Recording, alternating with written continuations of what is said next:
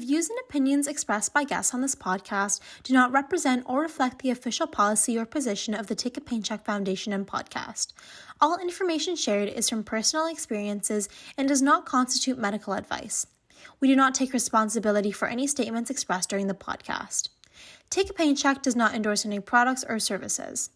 Any said products or services mentioned on this podcast may not be suitable for you or your condition. Please consult with your physician if you have medical questions, as it may pertain to your condition. Hi everyone, welcome back to this week's episode on Take a Paycheck. I'm so excited to have Maddie joining me today. Hi Maddie, can you give me a brief introduction about yourself? Tell me a little bit about your education, your hobbies, and what you've been up to recently. So hi everyone, I am Maddie Nero. I am currently a sophomore at Michigan State University. I am a business preference major hoping to study marketing. I am a pageant girl and I am currently Miss Michigan Earth USA. Growing up, I was very heavily involved in softball, and so I've done sports too. And in the future, I'm hoping to do more pageantry and also thinking of having my own business, potentially in the makeup realm. I also used to work as a makeup artist or a pageant coaching kind of dress store thing. That sounds so exciting and also like really unique. Like I haven't had anyone on the podcast kind of mention that before.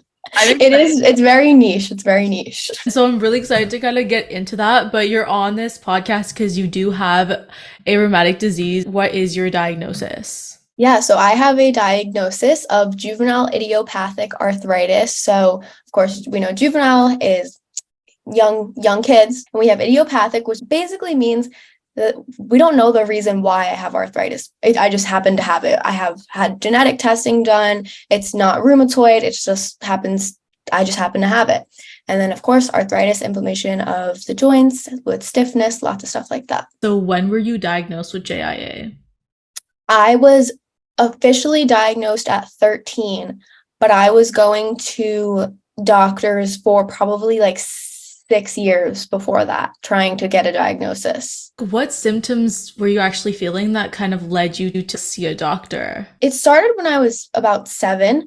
I had a sharp pain in the ball of my foot on my right side, and that was pretty consistent daily pain. Growing up, as long as I can remember, I had growing pains. My legs and just my hips would hurt, but the pediatricians were like, "Oh, she's tall. It's growing pains. Don't worry about it." So as I got older, I felt that little pain in my foot around 7. So we went to the orthopedist because, like I said, I was very active. I did basketball growing up, softball. So we went to the orthopedist and he told me that it was sesamoiditis. So we have inflammation of the sesamoid bone in my foot. And the sesamoid bone is a super teeny tiny little bone, basically underneath the ball of your foot. So he said I kind of just needed to rest it, and he gave me a boot to wear. I believe it was for a little over a month. And I personally did not notice the pain going away. It helped, but it didn't take it away. So then I went back to the same doctor, which was probably a mistake. And about 6 months later, and he put me in a boot again. At that point, my mom was like, "What are we doing? This is not fixing anything." And I agreed. I couldn't play sports, so I was missing out on stuff. And it was really only that little pain. So I wasn't, I didn't think I needed to quit sports for months at a time because of that pain. But that's what he said, and I listened. And I actually think that wearing that boot for such an extended period of time led to more problems down the road, because when you're in a boot, you have one foot higher than the other. So when I went to physical therapy after my diagnosis, they noticed that I had a leg length discrepancy and my hip, so which means one of my legs was longer than the other, and my hips were kind of just off center. So I think I kind of just spent my whole life after that boot just a little off center. That's crazy, but did you eventually find a rheumatologist or a doctor that was able to say, hey, like you have juvenile arthritis? Yes. When did that happen after seeing this orthopedist? So I kind of went just along with my life, like, I'm okay. I can live with this. I would constantly be taking like children's liquid Motrin, liquid Tylenol. And as I got older, it would just get so annoying, so painful. I didn't want to be that way. So I went to a children's just specialist and another male doctor. And I saw all the other patients walking in, and they all had gowns on. They were getting MRIs done. He sat me down with my mom right next to me. And he goes, after I told him everything that was happening, he said, "You think maybe you're just making this up?" Like to my face. And I was like, oh my God, he doesn't believe me. What do I do? Because he's not going to help me. So I remember leaving the office hysterically crying. And I basically like convinced myself after that point, I was like, I'm fine. If he can't find anything wrong with me, he's the specialist, then there must be nothing wrong with me. So I waited probably another year. And then we went to another orthopedist. She saw how distraught I was. I was 12 years old at that point. I couldn't play softball the way I wanted to. I was a pitcher. My shoulder was so inflamed, all up my arm down. The nerve was so in pain every single day.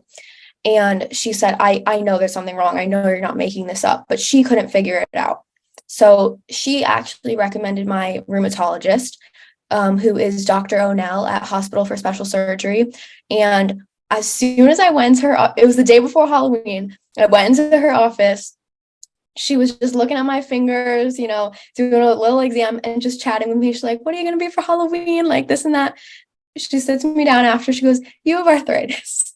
I was like, wow, all I needed to do was come to a rheumatologist and this would have been fixed. But she's great. I absolutely love my rheumatologist. That's kind of insane because if you would have went to her sooner, so many things would have been resolved in a way that you would have found like medication as quick as possible that worked for you, and treatment, physical therapy, having more of a clear direction on what to do with this diagnosis. And like the fact that you were kind of scrambling for like 6 years is insane. But I'm glad that you had that diagnosis. So when was like the official time that you got diagnosed? So I'm 19 now and I was diagnosed at 13. Okay. So it's been a minute. Yeah.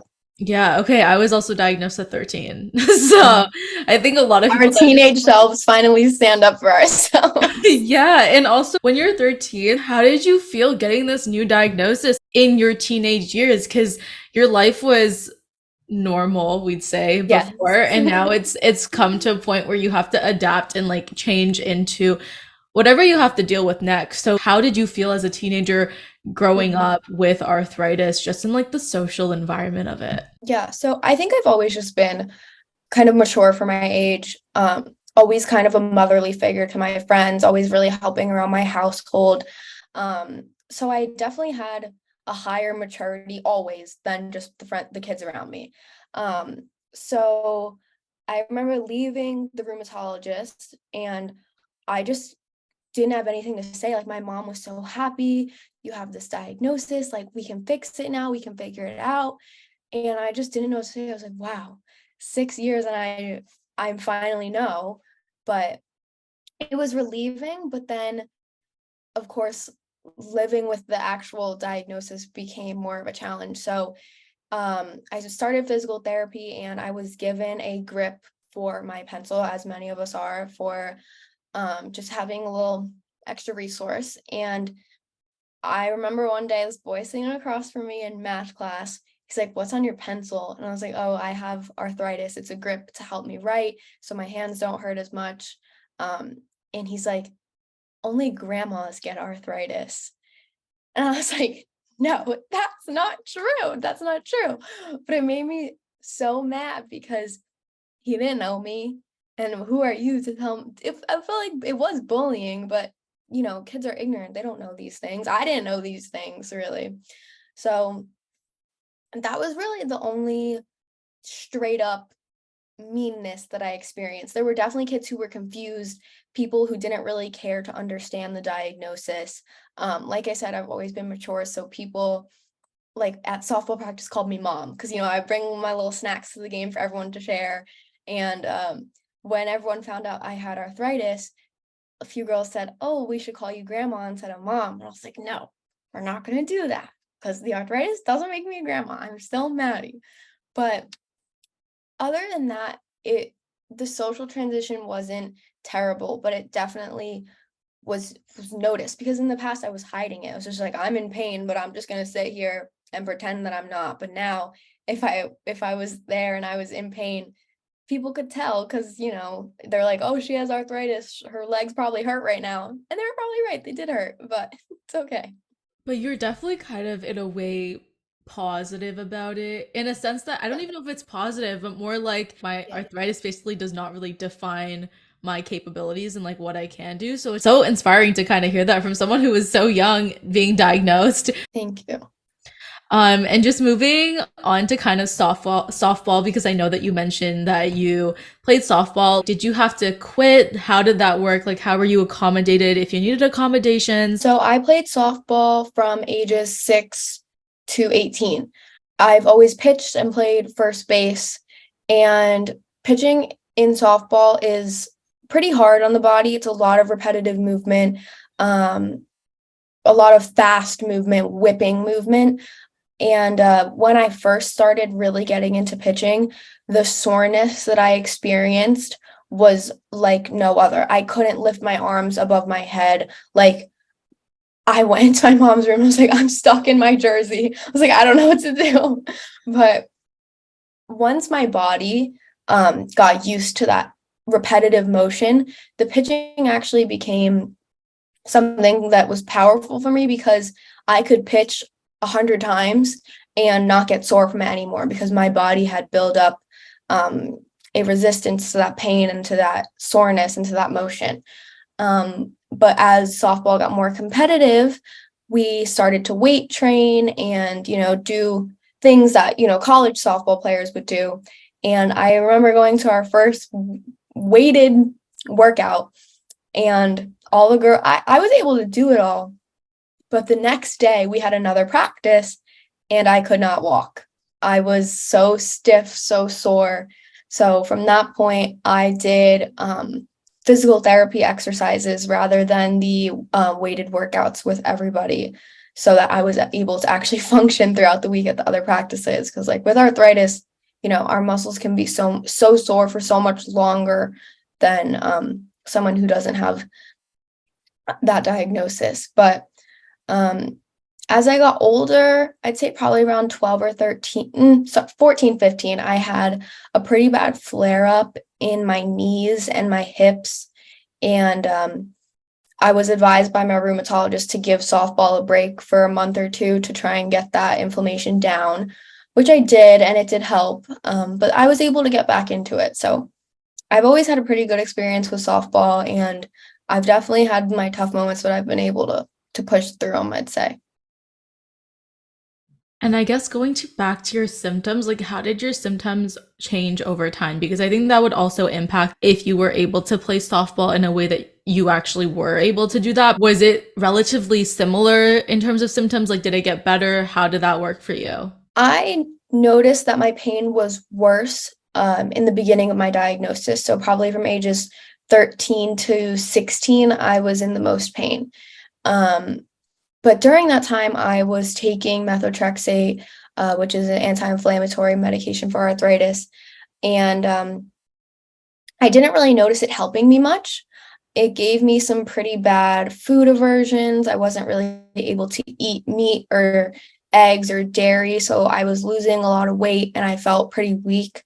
So that definitely affected me around ages 14, 15. So then I switched to the injection version of the methotrexate so that I can kind of fix the food aversions that were brought on by taking the pill form.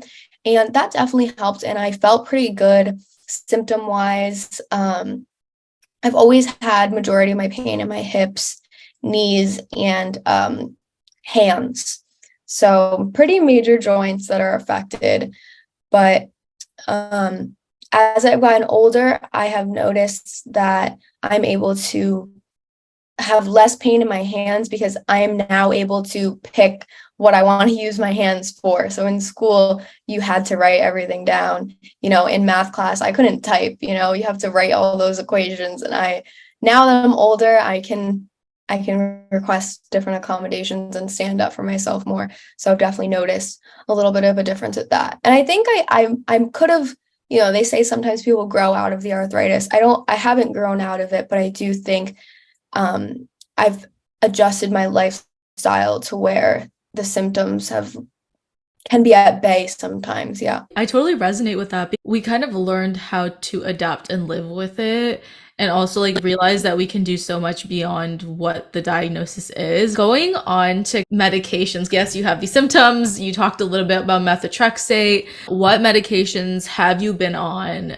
and what are you currently on, and how's that been working for you?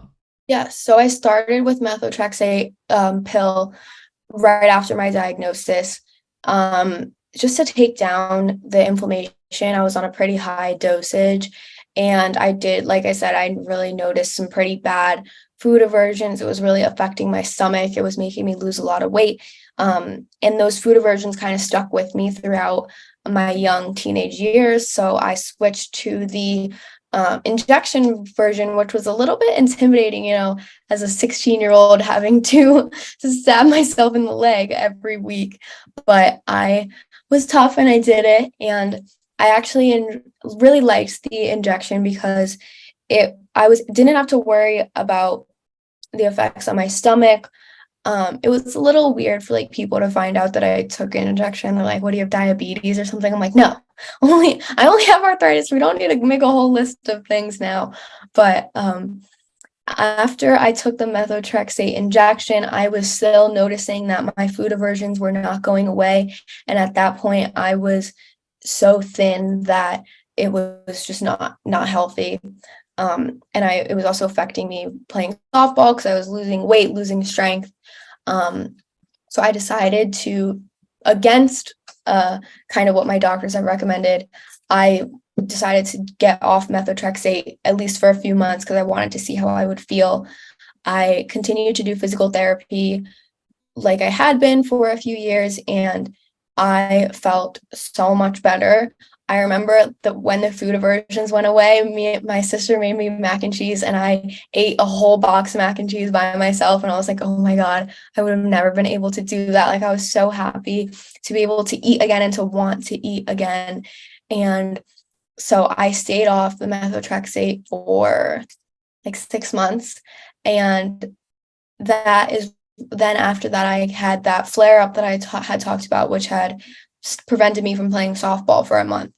And I had asked the doctor, I don't want to continue to be on methotrexate for the rest of my life, but I do want to be able to manage the symptoms and prevent flare-ups as much as possible. So she gave me injections at a lower dosage, and I could take them every 3 months rather than, every month if I felt I was having a flare-up, or I did have a flare-up. And that allowed me to just take the inflammation down when I was having a flare-up, and I didn't have to continually put that medication in my body that was not agreeing with me. There are a lot of other medications that were recommended to me, mostly biologics, but due to the side effects that come along with them, I personally wasn't comfortable with it because I was able to function day to day with the symptoms that I had on or off medication. So I decided I didn't want to do that. It sounds like being on different types of medications took a toll on your body. Did you have like a hard time explaining to others like that you had arthritis? And also like how did you explain it to others? I really didn't want to tell people straight up like, oh, I just have arthritis. Like, unless it came up, I wasn't really talking about it. But when it did come up, I simply would just say, I have arthritis. And I would let kind of the person I was talking to lead the conversation based on what they knew. In softball, actually, there were a few other girls who had arthritis in just one specific area of their body. It could have just been due to overuse of that joint, not an all over body type of rheumatic disease. But I noticed a lot of girls were like, oh, really? Like, one of my friends has arthritis. I'm like, oh, cool. we have a little community. And one of my other softball friends, who was also a pitcher, had it all in her hands really bad. And I just remember we were like, I had bought paraffin wax treatments, which is just a warm wax that you can put your hands in, and it helps bring down inflammation and reduce stiffness.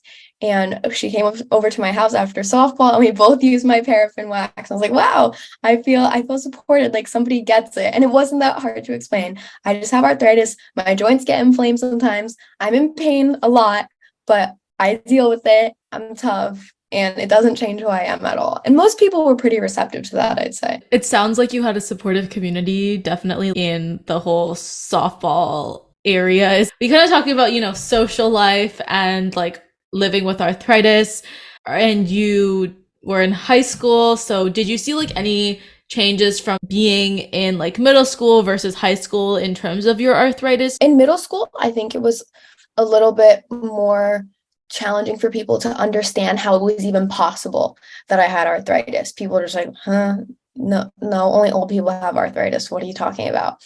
So it was kind of a shock at that point, and people weren't really trying to understand. Just because we were so young, I feel like you don't really think that people get diagnosed with these lifelong conditions, in middle school.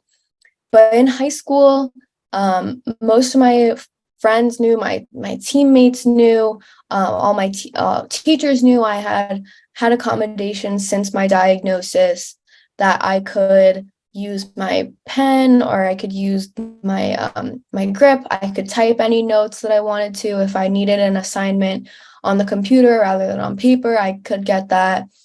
If I needed to get up and leave class to stretch my legs, I was allowed to.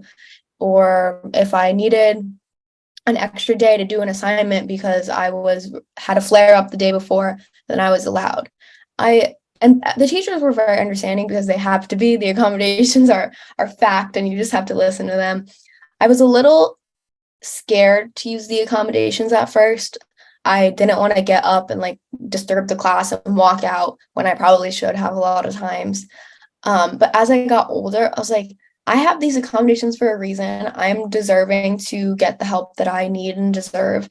And the first time I used my accommodations, I said, sorry, I was hysterically crying all last night because my hips were killing me.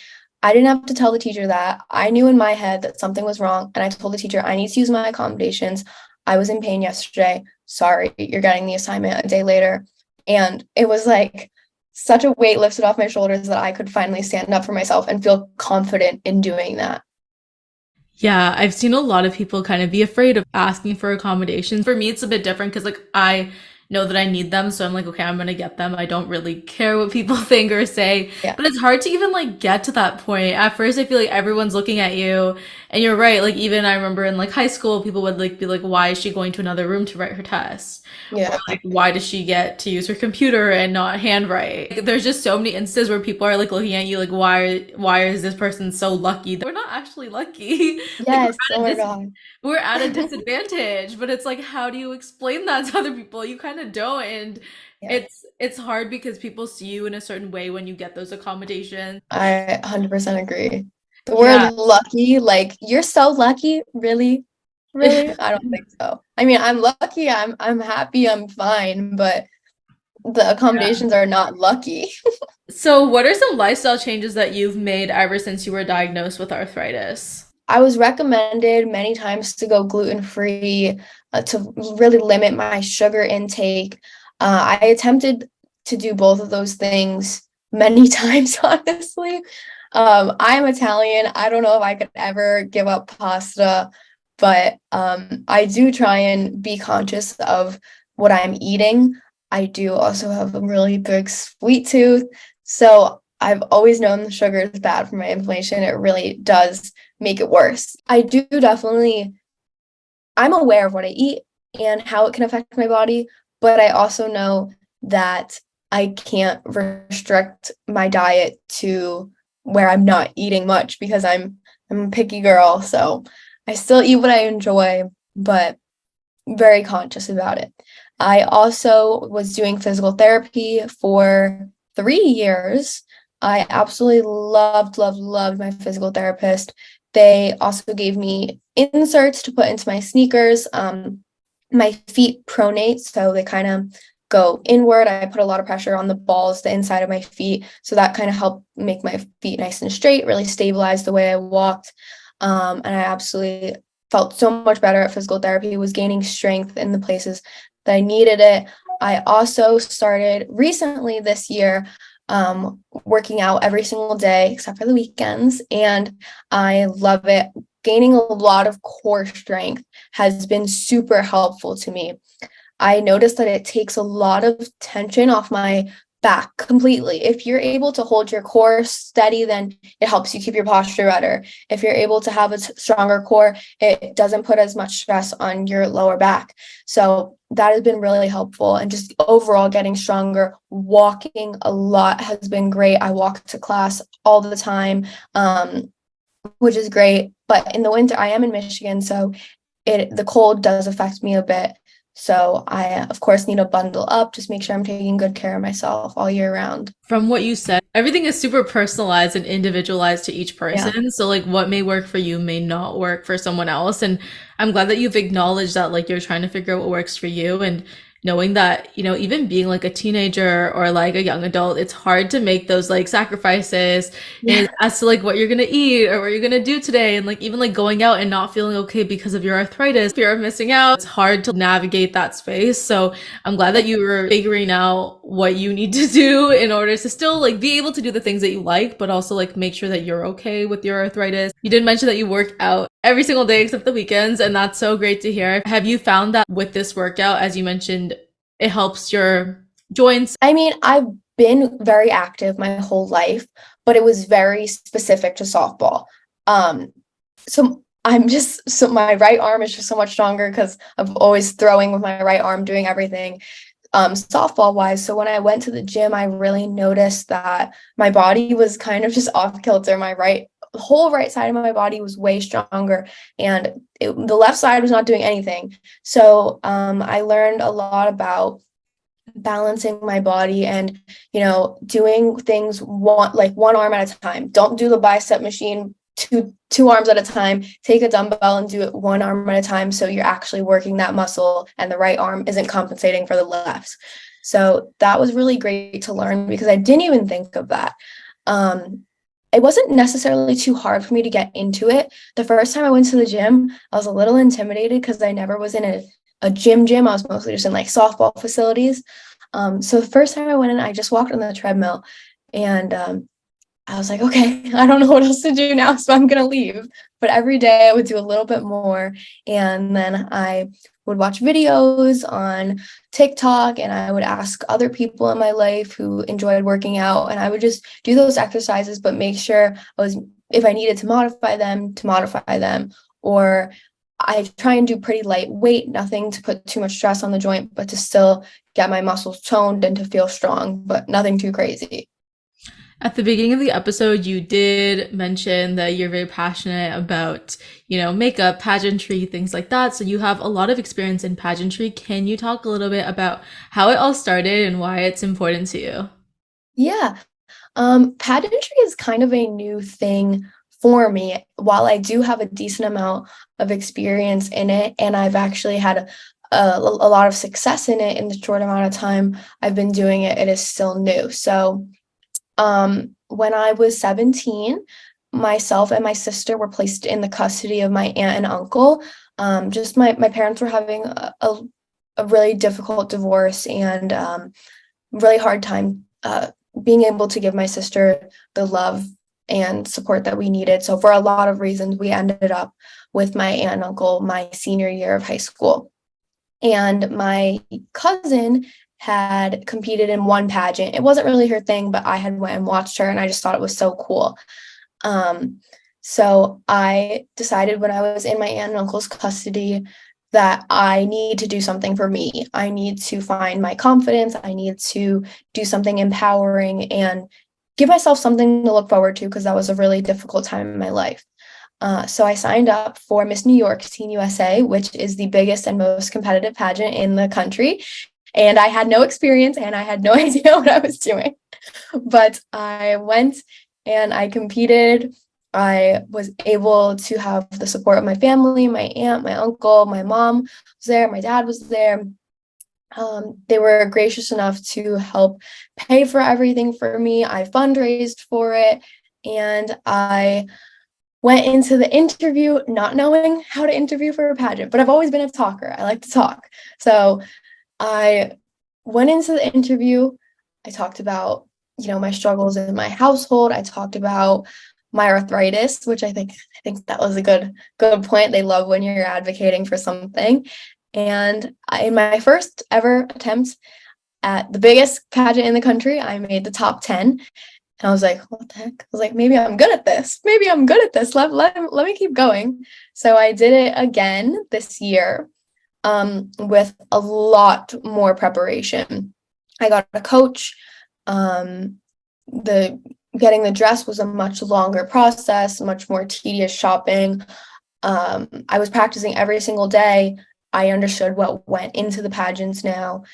I was able to develop the Self-Care Club, which is a resource that I founded dedicated to teaching individuals with disabilities self-care and beauty techniques to increase confidence and independence. And that did stem from my arthritis, because when your arthritis flares, you may not be able to open your mascara. So I was like, let me just help people feel beautiful in themselves, learn self-care, learn beauty, so that if you're struggling, here, I'll teach you how to do these things. You may not be able to put a full face of makeup on you, but you can still feel good in yourself. So I was able to advocate for that at the pageant, and the pageant had gotten way bigger, way more competitive. So I placed again in my attempts this year. And now I aged out of the teen category. So I am currently Miss Michigan Earth USA. So that's really cool. With the Miss Earth USA organization, they really emphasize the importance of acting on what you believe in and really being an advocate for it. So I'm continuing to advocate for the Self-Care Club along with Cruelty-Free Beauty, and of course bringing awareness to juvenile arthritis. And I really just want to continue using pageantry because I love it. So I really want to continue using it to spread awareness about things that I care about. And I think other people should care about them too. That's great. I feel like you just like pitched it to me and I'm really convinced. That's the goal. That's the goal. I'm like, wow. And you have had so many accomplishments with just being in the pageant space. How does your arthritis affect pageantry? Yeah. So in my first pageant, I was in so much pain because all day you're rehearsing then you're doing a 2-hour show all in 6-inch heels.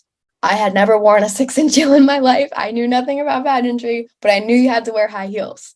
So I wore them, and I had a big ball gown on. And after the show, my mom went under my dress and ripped the shoes off my feet. I had huge blisters. My back was throbbing. I ended up with my feet in the sink. I was in so much pain. But at the end of the day, I was so proud of myself that you could have cut my feet off and I wouldn't have cared. Like, the ability to be able to, when I was on stage, I did not feel the pain in my feet at all. I was thinking about my performance. I was thinking about how I would answer the questions, and the pain just does not register at that point until it's all done with. After that first experience, I knew I had to train my body to get used to that. So every single day I was walking for at least 30 minutes in 6-inch heels to build up my body's tolerance to that pain and to understand, how to hold my body so that I'm not putting so much stress on my back. And after that, at the last pageant, I was able to keep those shoes on all weekend, and I took my pictures with the shoes on, and then I took them off. So definitely it hurts, but I think it's worth it, because the confidence that the pageantry gives you, the 6-inch heels, definitely, they help with the confidence too. So I think it's worth the pain, but you definitely have to use the long days, a lot of standing, a lot of practice. But just like anything you love, you gotta fight for it. And so did you find yourself still like taking breaks, or like how did you accommodate yourself to make sure that you were okay? Like, obviously, I think you were taking medicines after. Had Motrin on me the whole time, and I would take it in the morning just to, because Motrin's just a little bit of an anti-inflammatory, so I would just take that to kind of as a preventative measure. During the day, I would not put the shoes on until it was required of me. I personally did not ask for any accommodations over the pageant weekend because I knew that I was able to push through it, and I knew that if I were to win the pageant and go to the biggest pageant in the nation, on the sad truth is I probably wouldn't be able to get accommodations and sit down whenever I wanted or needed. So while it's challenging, that is something that comes along with pageantry, is that you are hurting.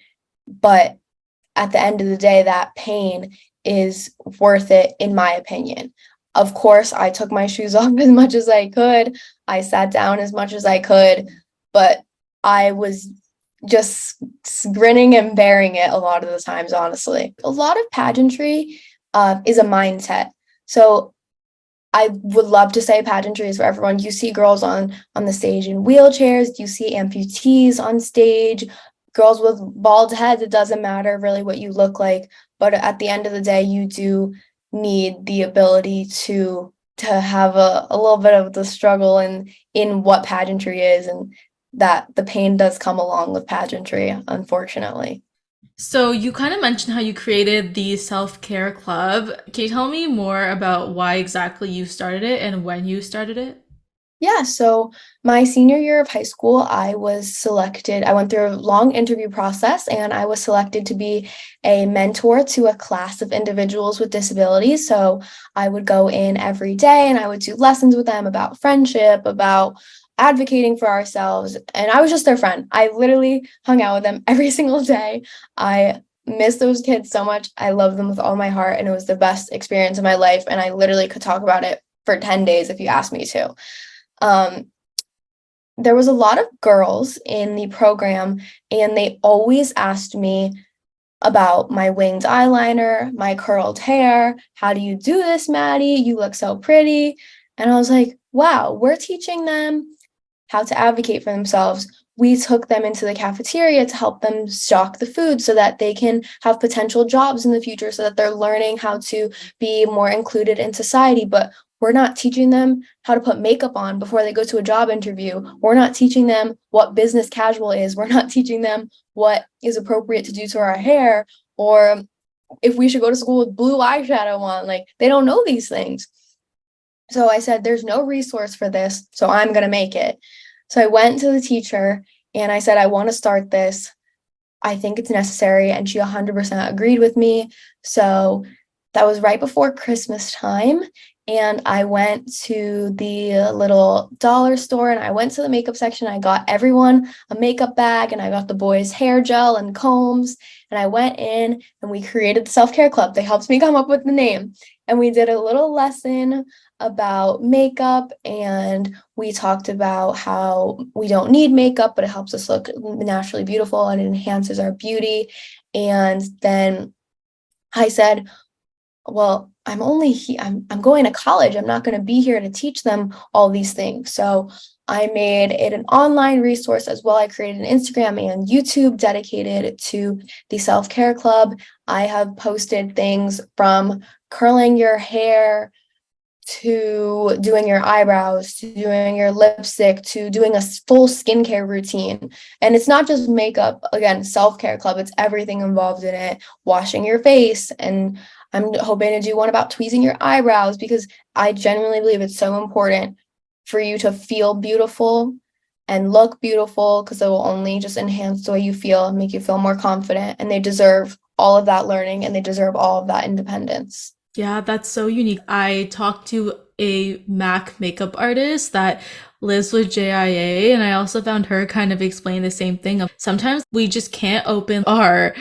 foundation bottles and put mascara on. She kind of showed people how to, like, what are better makeup tools that you could get to kind of help you, like accessible one. Like, Yeah. for example, like Rare Beauty is pretty accessible for a Yeah. lot of people with arthritis. Shining a light on some of the products that people could use that are more like accessible. I think that's so important. A lot of us don't really know that about that. Like I think a lot of us just like bought Rare Beauty and then I read it on Google. I was like, wait, really? I'm like, now it makes sense. Like I was able to open that easier than like any other foundation. It's so nice to hear that that's something that you're passionate about. Like you're bringing two things that you're passionate about and helping others with that. I want to advocate for arthritis and disabilities. And then I'm also really passionate about like makeup and self-care and then bringing that together and creating something that's really amazing. So thank you for sharing that. Thank you. You summed it up very well. I wanted to end off the podcast episode with an advice segment. What advice would you give to your younger self during the years of misdiagnosis? During those years, I was very sad.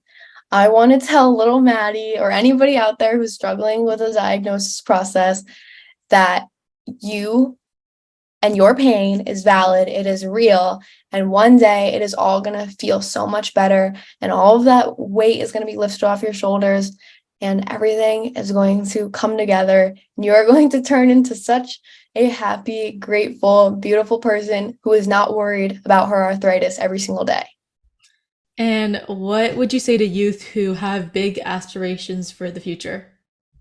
I say you have to go for it, and the time to do it is now. I went through a really hard time, like I said, with my childhood, and I never saw myself stepping out of the box and doing things like pageantry, doing things like creating the self-care club. But all I had to do was go on Instagram and press create new account, and now I have the self-care club. For the pageant, I just went online and I signed up. And all you have to do is just take that one jump, take that next step, and you can achieve what you want to achieve. It may not work out the first time, may not work out the second time, but you are on the path, you are on the trajectory to get there. And eventually you're going to feel so good, you're going to feel so confident, and it's all going to come together.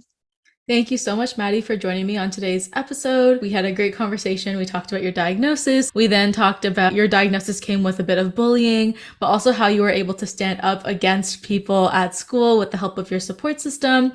You talked about college life and high school life and how you kind of navigated that. And we discussed your passion for pageantry and how it allowed you to use your voice for good. And last but not least, we discussed your initiative, Self-Care Club, where you teach individuals with disabilities, self-care, beauty techniques, and to increase confidence and independence. So everyone, make sure to check out Maddie's social media channels. I will link the Self-Care Club and Maddie's socials down below. Everyone like, comment, subscribe, share this episode, and I'll see everyone in 2 weeks on Take a Pain Check. Thank you so much, Maddie. Bye. Bye. Thank you so much. I can't hide, 'cause growing pains are keeping me